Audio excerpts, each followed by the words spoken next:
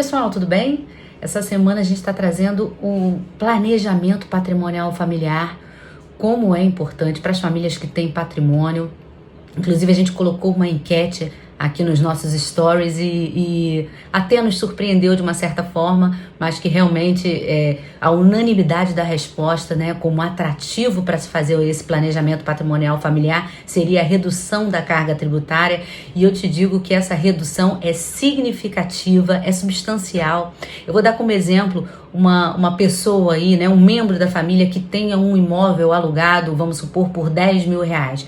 Essa pessoa paga de imposto de renda 27,5%, tá? Isso dá, no ano, 33 mil reais pago de imposto de renda.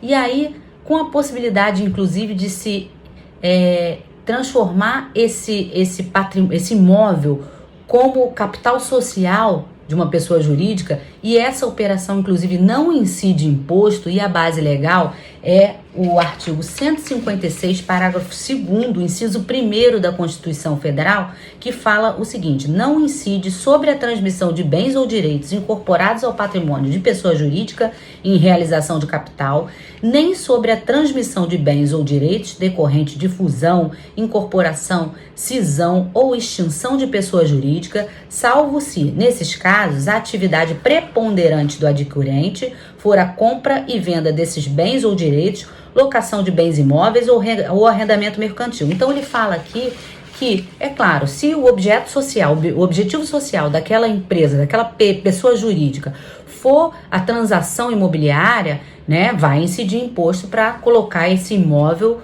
como capital social, como patrimônio daquela pessoa jurídica. Mas se essa transação imobiliária, essa compra e venda de imóveis, locação, não for o objetivo social, não incide imposto.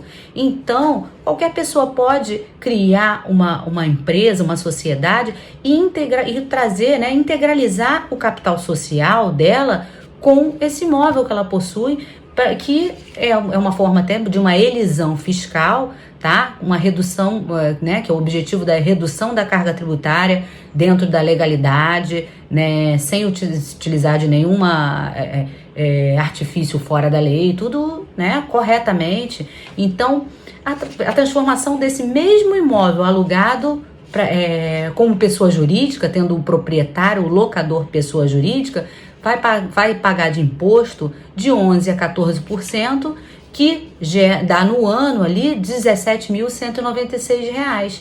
Então a gente vê já de cara uma redução aí de pagamento de imposto de renda de R$ 15.804 no ano, né? É um valor considerável, né? Tô tomando como base aqui um aluguel de um imóvel aí de 10 mil reais, né? Então, mas assim, de qualquer forma, tem uma redução significativa. A gente tem um imposto aí de pessoa física de 27,5%, de pessoa jurídica de 11% a 14%.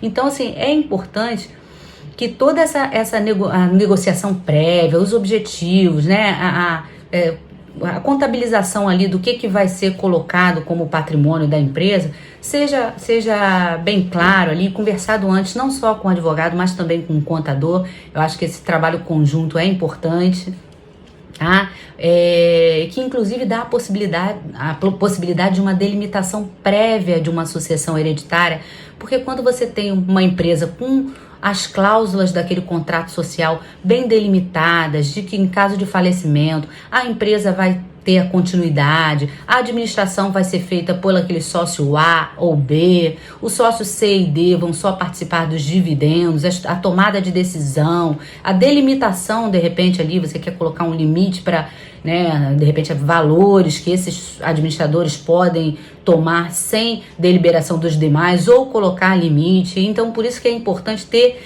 aquela conversa prévia de quais são os desejos daquele grupo familiar, né? Qual o objetivo. Então, além da carga tributária, você tem a possibilidade dessa delimitação sucessória que também importante, e a gente vê assim que quando acontece aí a morte de um ente querido, né, como pessoa física que detinha ali diversos negócios e patrimônio, acaba de uma certa forma aquilo ficando engessado, aquele patrimônio fica engessado, porque depende de uma resolução ali, seja por um inventário extrajudicial, que é bem mais simples, né, mas tem ali um custo envolvido, certo? Ou como um inventário judicial. Inclusive, se olhar aqui no nosso feed, a gente tem um artigo jurídico, se quiser olhar no nosso blog, só sobre algumas diferenças, algumas considerações sobre inventário judicial e extrajudicial. Então, você evita, inclusive, de repente, às vezes a espera quando é judicial, quando tem incapaz, acaba tendo que ser judicial, uma espera de uma nomeação de um inventariante, que vai ser aquele responsável pelo espólio, que vai tomar ali as decisões. Quando você tem um contrato social com aquele patrimônio da empresa, com a delimitação dessas responsabilidades da administração, você não fica com aquele patrimônio engessado quando ocorre a morte de um dos sócios, certo? Então é interessante para isso. A questão da blindagem patrimonial, ela acaba ocorrendo porque quando você tem um patrimônio de pessoa jurídica e uma pessoa física tem uma certa contingência, acaba diretamente, às vezes uma penhora prévia, atingindo aquele imóvel, enquanto que assim, existe a possibilidade, claro, inclusive eu falo nesse último artigo jurídico, se olhar também no último vídeo, acho que foi o último vídeo postado, falo da possibilidade da desconsideração inversa da personalidade jurídica, mas é um incidente, né, gente? Então, não é uma coisa assim já automática. Então, você tem sim uma certa blindagem daquele patrimônio que também é considerável, né? Você protege de uma certa forma ali os bens móveis e imóveis, os negócios, para elas não ficarem diretamente, né, com a possibilidade de serem atingidos ali pelas contingências diárias, né, que uma pessoa física ali ela está sujeita, né, digamos assim. Então, a otimização da gestão daquele patrimônio, inclusive assim, quando a família não tem também negócios envolvidos, às vezes negócios do agronegócio, agropecuários, né, fazendas ou né, outros negócios, né, que envolvem outras questões, é interessante uma holding familiar, que até a holding familiar seria como se fosse uma matriz, uma empresa ali controladora daquelas outras empresas, né? Que aquela empresa ali controladora, ela dá os nortes, ela delimita também ali como vai ser os ramos de atuação, as possibilidades de aportes, enfim. Eu vou até colocar num gráfico, assim, como é que ficaria, assim, vou ver se eu consigo colocar aqui, e que até a holding familiar, ela vem da palavra hold, em inglês, que é agarrar, manter, segurar, que é exatamente esse o objetivo da holding familiar. É um objetivo de controle ali das outras empresas, de otimização daquele patrimônio.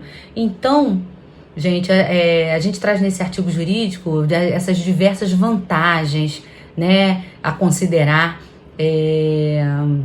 Quem puder dar uma lida lá, se puder também trazer alguma sugestão, se tiver alguma questão, alguma situação que aconteceu, se quiser tiver alguma dúvida ou sugerir temas, a gente queria agradecer a todo mundo que participa aí das nossas enquetes. A gente está ficando bem, muito bacana ver a participação de todo mundo, tá bom? Então é isso. Bom final de semana e até a próxima.